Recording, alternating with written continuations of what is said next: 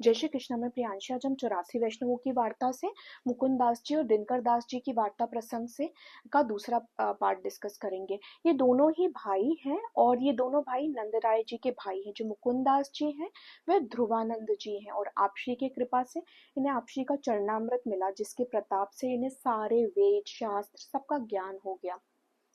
और ये बहुत ही अच्छी कविता करते हैं। ये श्री गुसाइन जी को, आप श्री को और श्री ठाकुर जी को एक ही समझते, इनमें भेद नहीं रखते। फिर इन्होंने एक मुकुंद सागर नाम का ग्रंथ भी लिखा है, जिसमें इन्होंने ब्रज भाषा में जितना 12 स्कंद के बाद श्रीमद् भागवत का कथा है उसका अर्थ भी लिखा हुआ है। एक बार इन्हें किसी कार्य से उज्जैन जाना पड़ा, तो वहां पर इनसे एक पंडित रोज मिलता और बोलता, चलो मैं तुम्हें श्रीमद् भागवत कथा सुनाता हूँ। तब ये हमेशा ये बात कहकर टाल देते हैं कि नहीं, जब अवकाश होगा तब सुन लूंगा, अभी अवकाश नहीं है। अब इसके पीछे का भाव ये है कि मुकुंदास जी ने पहले ही आपशी की सुबोधनी सुनी हुई है, तो उन्हें वह रस कैसे आता किसी अन्य जीव से या किसी अन्य पंडित से कुछ श्रीमद् भगवत सुनने में। दूसरी बात यह है, ये ब्राह्मण को अवकाश का इसलिए बोलते थे क्योंकि एक देवी जीव थे, नहीं चाहते नहीं थे कि ब्राह्मण को बुरा लगे, इसलिए उन्हें टाल देते थे।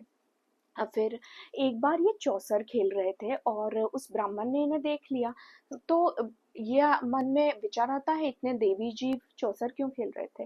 वे सिर्फ लोगों को दिखाने के लिए चौसर खेल रहे थे, बल्कि आंतरिक स्थिति में ये श्री ठाकुर जी का ही चिंतन कर रहे थे।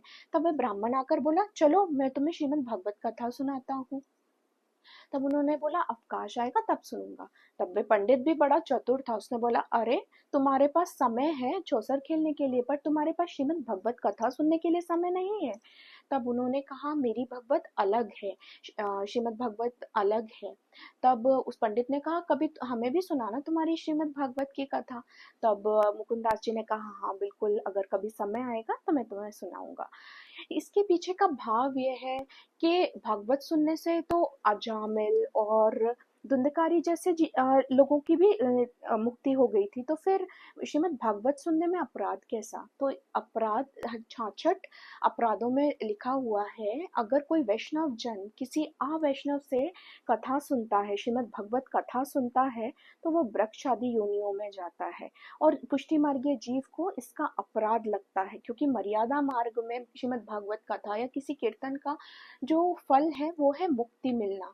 पर पुष्टि मार्ग में ऐसा नहीं है। पुष्टि मार्ग में जो सर्वोच्च फल है वह श्री कृष्ण के चरणों में प्रीति है। हमारे हृदय में श्री ठाकुर जी विराजे, यही पुष्टि मार्ग का फल है। हमारी सारी इंद्रिया श्री ठाकुर जी की सेवा में लगे, यह पुष्टि मार्ग का फल है। जय श्री कृष्ण। श्री वल्लभाधीश की जय।